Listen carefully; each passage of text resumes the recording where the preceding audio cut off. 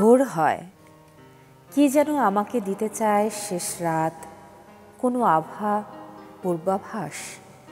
হয়তোবা শেষ রাত আমাকে দিতে চায় তার ভোর হয়ে ওঠা, নিদ্রা থেকে জেগে ওঠা পাখি দু একবার ডাক দিয়ে চুপ করে থেকে নিজ অনুক্রমিক ডাকের মধ্যকার নীরবতা মন দিয়ে শোনে। তারপর পুনরায় ডাকে। তুমি দেখো শব্দ অনুক্রমিক, অস্থায়ী, কিন্তু দুটি শব্দের মধ্যকার নীরবতা স্থায়ী স্থায়ী। শেষ রাতে কোনো ধ্বনি একটানা নয়, সব ধ্বনি প্রতিধ্বনিহীন, থেমে থেমে ডাকে। ডাকের মাঝখানের কসমিক স্থির নীরবতা, সব ধ্বনি থেমে থেমে কান পেতে শোনে। ভোর হয়। প্রিয় কবি জীবনানন্দ দাশ। শুভ সকাল। আমন্ত্রণ জানাই সকাল 24-এ। আজ বুধবার 22 জানুয়ারি 2025 খ্রিস্টাব্দ। আজ 8 মাঘ 1431 বঙ্গাব্দ। আজ অনুষ্ঠান সঞ্চালনা করছি আমি তাসনুভা মোহনা। সকাল 24-এর আজকের শুরুতেই আবহাওয়া তথ্য জানিয়ে দিতে চাই। চলুন 24 ঘন্টার আবহাওয়ার তথ্য জানা যাক। সেই সঙ্গে জানিয়ে দিচ্ছি আজ সারাদিনের আবহাওয়ার পূর্বাভাস। ঢাকায় আজ সর্বোচ্চ তাপমাত্রা 24.6 ডিগ্রি সেলসিয়াস, সর্বনিম্ন 14.2 ডিগ্রি সেলসিয়াস। রাজশাহীতে সর্বোচ্চ 25 ডিগ্রি সেলসিয়াস, সর্বনিম্ন 11.4 ডিগ্রি সেলসিয়াস। রংপুরে সর্বোচ্চ 23, সর্বনিম্ন 11.7।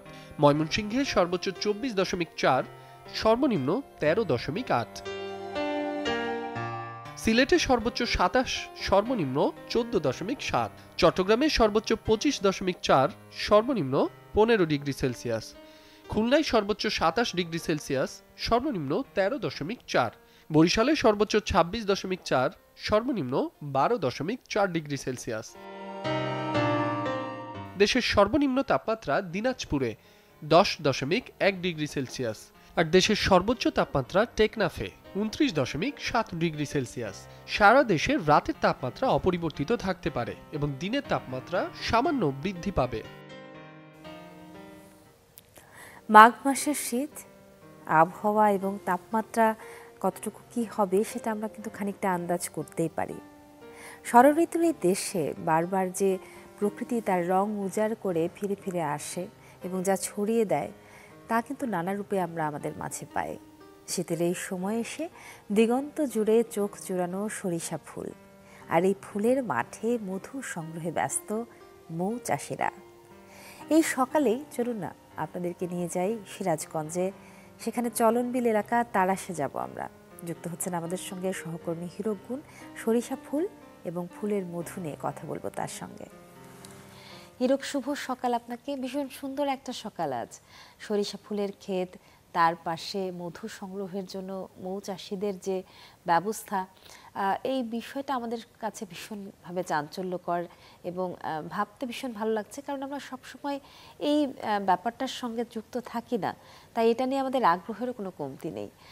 আমরা একটু জানি তারাশে সরিষা ফুলের চাষ প্রচুর হয়, সরিষার চাষ সব থেকে বেশি হয় সিরাজগঞ্জে। তো সেই জায়গায় এই যে মধু উৎপাদন করা হচ্ছে, সরিষা ফুলের মধু, মৌ চাষিরা কীভাবে মধু উৎপাদন করছেন, তাদের প্রত্যাশা কতটুকু এখান থেকে আমদানি রপ্তানি সব কিছু সম্পর্কে এবং কর্তৃপক্ষের দৃষ্টি এই ব্যাপারটাও জানতে চাই আপনার কাছ থেকে।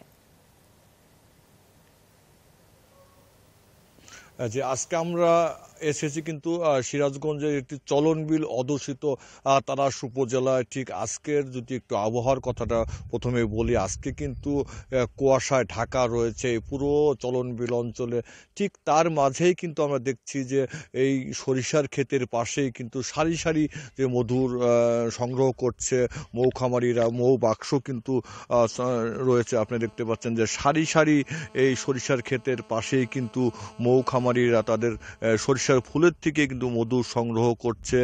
ঠিক এই সারা বাংলাদেশের মধ্যে কিন্তু যে সিরাজগঞ্জ অঞ্চলেই সবচেয়ে বেশি পরিমাণ কিন্তু সরিষার আবাদ হয়, সেটি কিন্তু কৃষি বিভাগ বলছে।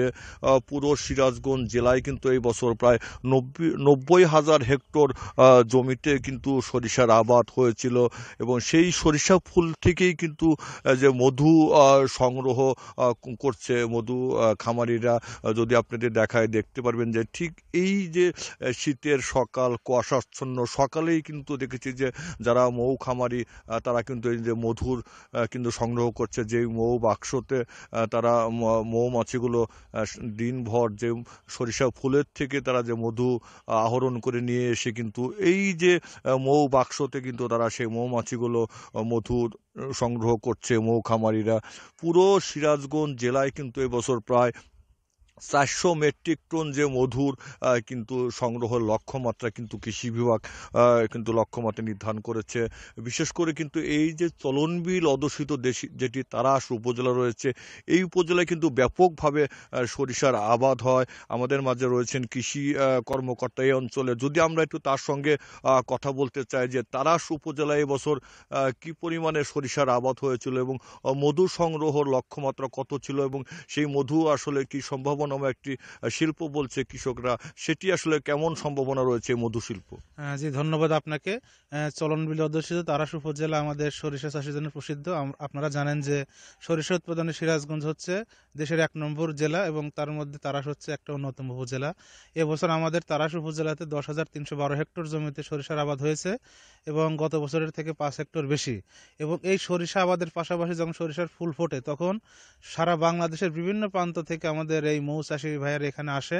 এবছর তাড়াশ উপজেলায় আমাদের এখানে আপনারা যেটি দেখতে পাচ্ছেন যে তিনি যেটি বলছিল যে অন্য অন্য উপজেলার তুলনায় কিন্তু তাড়াশ উপজেলায় কিন্তু সরিষার আবাদ এবছর ভালো হয়েছিল এবং সেই সরিষা ফুল থেকে কিন্তু বিভিন্ন দেশের বিভিন্ন স্থান থেকে যারা মৌ খামারি তারা কিন্তু এসে মধু সংগ্রহ করছে এবং তারা যেটি বলছে যে এবছর কিন্তু তারা প্রায় 300 থেকে 350 টাকা কেজিতে কিন্তু এই খাঁটি মধু কিন্তু তারা সেখানে বিক্রি করছে এবং দেশের বিভিন্ন স্থান থেকে পাইকাররা এসে কিন্তু এই চলনবিল সহ জেলার বিভিন্ন স্থান থেকে কিন্তু মধু ব্যবসায়ীরা তারা মধু সংগ্রহ করছে। এই ছিল সিরাজগঞ্জের আসলে সরিষার আবাদ এবং মধু সংগ্রহের সর্বশেষ। হিরক, অসংখ্য ধন্যবাদ সাথে যুক্ত হবার জন্য। এবং দেশের যে চাহিদা আমদানি না করে আমরা যদি তাড়াশের মতো অন্যান্য জেলাতেও এইভাবে মধু চাষ করা হয়, আমার মনে হয় দেশের চাহিদা পূরণে তারা সক্ষম হবে। এবং সেই সঙ্গে হিরকগুণ আমাদেরকে জানাচ্ছিলেন তাড়াশে আজকে তাপমাত্রার কথা, সেখানে কুয়াশাচ্ছন্ন সকাল আমরা দেখতে পাচ্ছিলাম।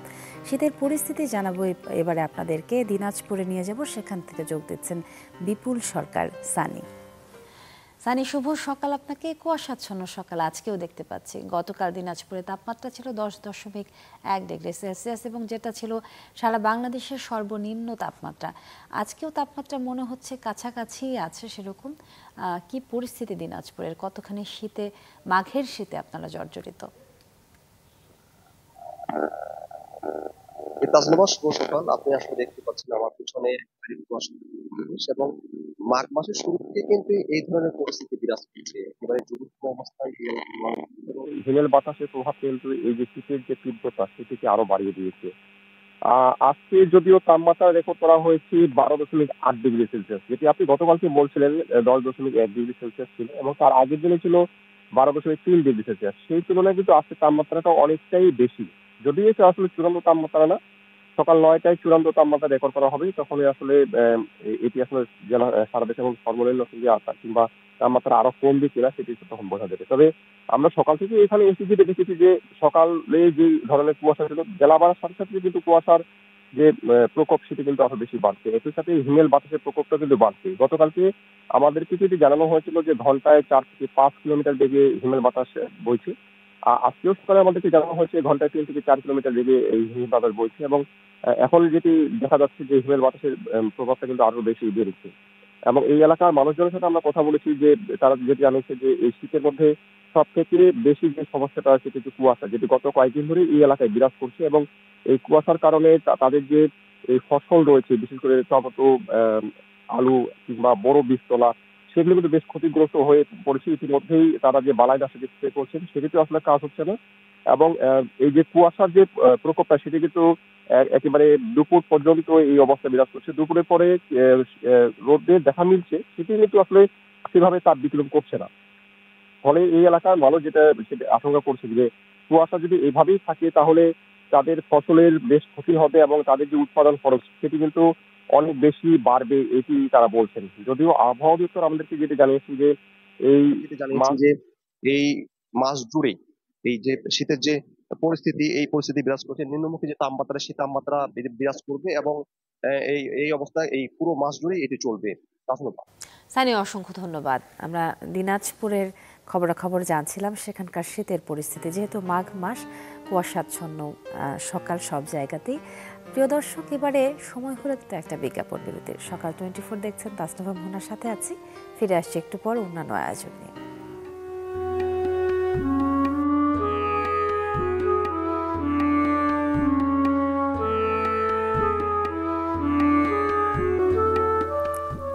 আমন্ত্রণ আরও একবার সকাল 24 দেখার। সাথে আছি আমি তাসনুভা মোহনা। শুভ জন্মদিন আজ যাদের যাদের জন্মদিন, প্রিয় দর্শক, সেই সঙ্গে চলুন জেনে আসা যাক আজ সারা বিশ্বের বিখ্যাত যেসব ব্যক্তি রয়েছেন তাদের মধ্যে কাদের কাদের জন্মদিন এবং কি কি কৃতকর্মের দ্বারা তারা স্মরণীয় বরণীয় হয়ে আছেন আমাদের মনে। 1561 সালের এই দিনে জন্মগ্রহণ করেন ইংরেজ দার্শনিক স্যার ফ্রান্সিস বেকন। আইনজীবী হিসেবে পেশাগত জীবন শুরু করলেও তিনি বৈজ্ঞানিক বিপ্লবের প্রবক্তা এবং জ্ঞানান্ধতা ও গোঁড়ামি বিরোধী হিসেবে সুখ্যাত। ফ্রান্সিস বেকনকে অভিজ্ঞতাবাদের জনক বলা হয়। তিনি দার্শনিক চিন্তাধারার কিছু মৌলিক তত্ত্ব প্রবর্তন করেন, যেগুলোকে বেকানিয়ান মেথডও বলা হয়ে থাকে। 1788 সালের এই দিনে জন্মগ্রহণ করেন ব্রিটিশ কবি জর্জ গর্ডন বায়রন। তিনি রোমান্টিক আন্দোলনের অন্যতম মুখ্য ব্যক্তি।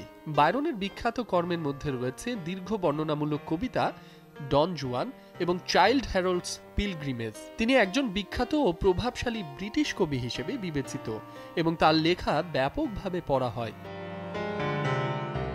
1965 সালের এই দিনে জন্মগ্রহণ করেন মার্কিন অভিনেত্রী ডায়ান কলিন লেন। লিটল রোম্যান্স চলচ্চিত্র দিয়ে লেনের পর্দায় অভিষেক হয়। পরবর্তীতে তিনি বেশ কয়েকটি উল্লেখযোগ্য চলচ্চিত্রে অভিনয় করেন। থ্রিলার চলচ্চিত্র আনফেইথফুল চলচ্চিত্রে তার অভিনয়ের জন্য তিনি শ্রেষ্ঠ অভিনেত্রীর জন্য satellite, new York film critics circle, national society of film critics পুরস্কার লাভ করেন।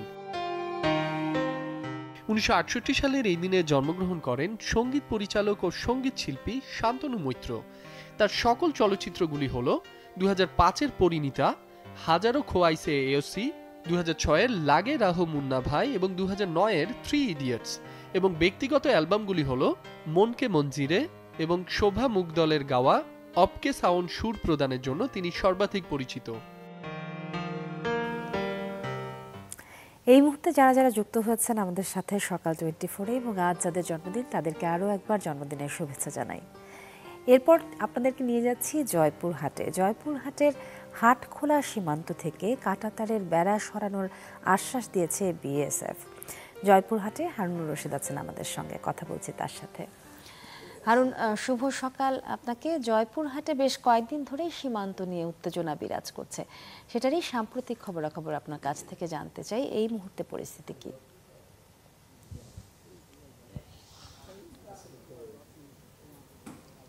তাসনুভা, আমি এই মুহূর্তে দাঁড়িয়ে আছি জয়পুরহাটের পাঁচবিবি উপজেলার হাটখোলা পূর্ব উসনা ঘোনাপাড়া 281 নম্বর পিলার, সাব পিলার 34, 25, 36 এলাকায়।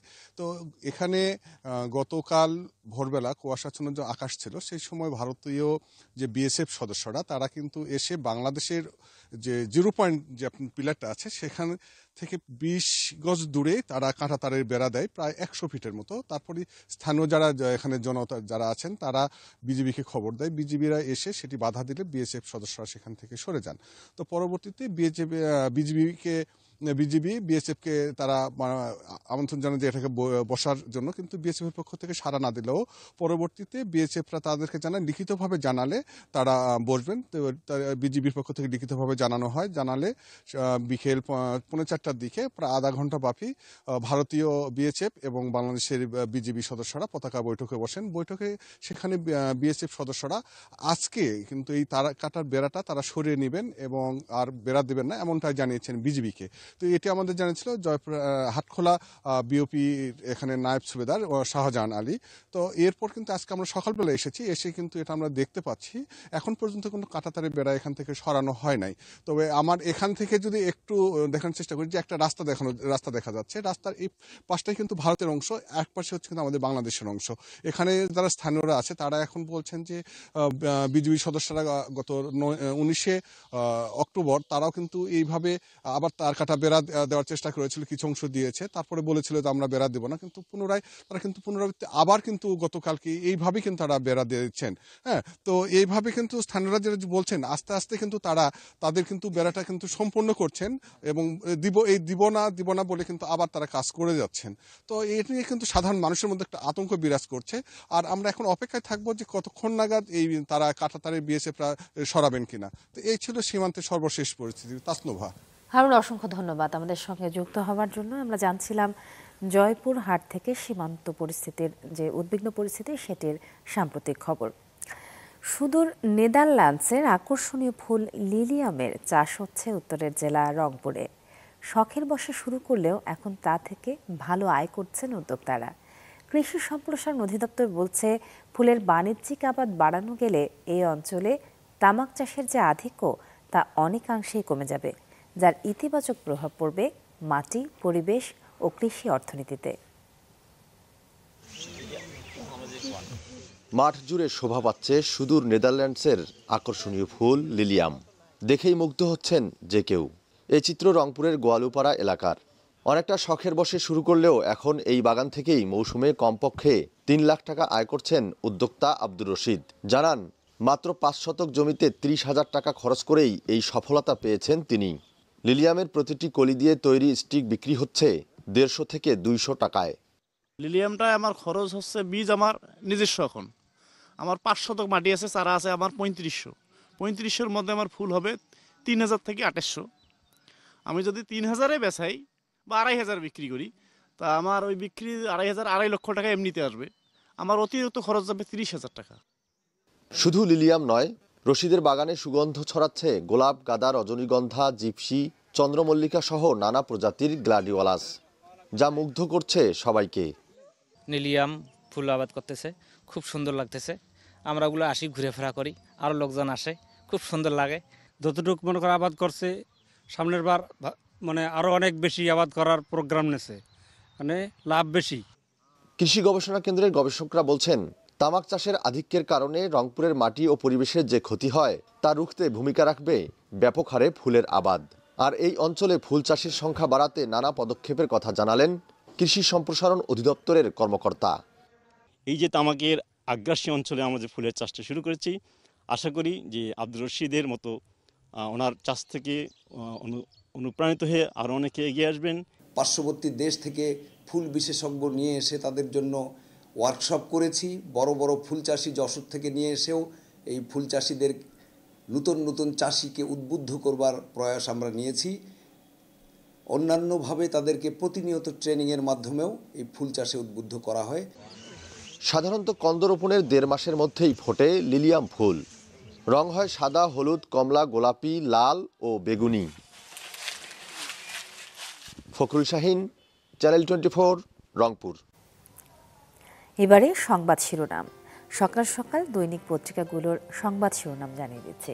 সমকাল দিয়ে শুরু করবার আগে জানিয়ে দিই, সমকালের সাথে আজকে রয়েছে মূল কাগজের ভেতরে ফিচার আয়োজন শৈলী। যারা শৈলী পড়তে পছন্দ করেন তারা আজকে সমকালটি সংগ্রহ করে নেবেন। জন্মসূত্রে নাগরিকত্বের সুযোগ বাতিলের আদেশ। যুক্তরাষ্ট্রের অভিবাসন নীতির প্রভাব পড়বে বাংলাদেশেও। রেমিট্যান্স প্রবাহে নেতিবাচক প্রভাব পড়ার শঙ্কা, আরও যাচাইয়ের মুখোমুখি হবেন শিক্ষার্থীরা। আদালতে চ্যালেঞ্জ পড়বে অনেক আদেশ। এক্সপ্রেসওয়ের বন্দরনগরী আসে না টাকা করে, চট্টগ্রামে চলছে না প্রত্যাশিত যান, ব্যয় হচ্ছে 4,299 কোটি টাকা, নির্মাণ ব্যয় তুলতে লাগবে 235 বছর। আত্মমর্যাদা রক্ষায় বাংলাদেশের অবস্থান সমর্থন করে চীন, চীন পররাষ্ট্রমন্ত্রী উপদেষ্টার বৈঠক। স্বাধীন মত প্রকাশের কারণে শিক্ষা প্রতিষ্ঠান বা শিক্ষার্থীর বিরুদ্ধে কোনো ব্যবস্থা নেওয়া যাবে না বললেন শিক্ষক কর্মচারী ঐক্যজোট সমন্বয়কারী জাকির হোসেন। এই ছিল সমকাল। এবার পত্রিকা পরিবর্তন করছি, পড়ব প্রথম আলো। যুক্তরাষ্ট্রের পরিস্থিতি, ক্ষমতায় বসেই অনেক কিছু বদলে দিলেন ডোনাল্ড ট্রাম্প। প্রায় অর্ধশত নির্বাহী আদেশ জারি প্রেসিডেন্ট ট্রাম্পের। ক্যাপিটলে হামলায় দোষী সাব্যস্ত ব্যক্তিদের ক্ষমা। চালের বাজার সম্পর্কে জানাচ্ছি। মধ্যবিত্তের চালের কেজি এখন 80 টাকা, মোটা চাল 55। মিল মালিকেরা ধানের দামকে দায়ী করেন, কিন্তু ধানের চেয়ে চালের দাম অনেক বেশি বেড়েছে। এদিকে আইন উপদেষ্টার সংবাদ সম্মেলন, কাউন্সিলের মাধ্যমে সুপ্রিম কোর্টের বিচারক নিয়োগ হবে বললেন আসিফ নজরুল। বিদেশে মিশনে ভাতা বাড়ালো সরকার। বিদেশে বাংলাদেশের মিশনগুলোতে কর্মরত বাংলাদেশিদের বৈদেশিক ভাতা বাড়িয়েছে সরকার। এ ছিল প্রথম আলো। পড়ছি কালের কণ্ঠ। কালের কণ্ঠ আংশিক নয়, পুরো সত্য। বলা হচ্ছে প্রথমেই সাবেক 50 নারী এমপি কর জালে, অনুসন্ধানে গোয়েন্দারা। আমি নামগুলো পড়ছি না, পরবর্তী যে শিরোনামটি আছে সেখানে চলে যাচ্ছে। ডক্টর মোহাম্মদ ইউনূস প্রসঙ্গ, সুইজারল্যান্ডে প্রধান উপদেষ্টা। বাংলাদেশের গণতান্ত্রিক উত্তরণ প্রক্রিয়ায় সর্বাত্মক সহায়তা করবে জার্মানি। শেখ হাসিনাকে গ্রেপ্তারে ইন্টারপোলের রেড অ্যালার্ট জারির উদ্যোগ। এবং তার নিচে আরেকটি শিরোনাম, ন্যূনতম সংস্কার করে নির্বাচন দিন বললেন মির্জা ফখরুল। আশঙ্কাজনক হারে বিক্রি কমায় উদ্বিগ্ন সিমেন্ট শিল্পের উদ্যোক্তারা। জালিয়াতির একাদশ সংসদ নির্বাচনের তদন্ত চায় কমিশন। বদিউল আলম মজুমদার, গুম খুন হত্যায় জড়িতরা নির্বাচন করতে পারবেন না। এবং বেক্সিমকোর 16 কারখানা খুলে দিতে 48 ঘন্টার আলটিমেটাম। এবার পড়ছি দৈনিক ইত্তেফাক। দৈনিক ইত্তেফাকের আজকের সংবাদ শিরোনাম, কাউন্সিলের মাধ্যমে সুপ্রিম কোর্টের বিচারক নিয়োগ। প্রধান বিচারপতির নেতৃত্বে 7 সদস্যের কাউন্সিল, 45 বছরের নিচে কেউ আবেদন করতে পারবেন না। বাংলাদেশের গণতান্ত্রিক উত্তরণে সহায়তা করবে জার্মান সরকার। দাভোসে প্রধান উপদেষ্টা জার্মান চ্যান্সেলর বৈঠক। এবং আজকে প্রত্যেকটি পত্রিকায় ডোনাল্ড ট্রাম্পের হোয়াইট হাউসের দ্বিতীয় মেয়াদে ট্রাম্পের প্রথম দিন সেই বিষয়ে সংবাদ শিরোনাম করেছেন। চীনের প্রসঙ্গটা আরেকবার টানতে চাই। চীনে পররাষ্ট্রমন্ত্রীর সঙ্গে তৌহিদ হোসেনের বৈঠক। বাংলাদেশের সার্বভৌমত্ব ও আঞ্চলিক অখণ্ডতাকে সম্মান করে চীন।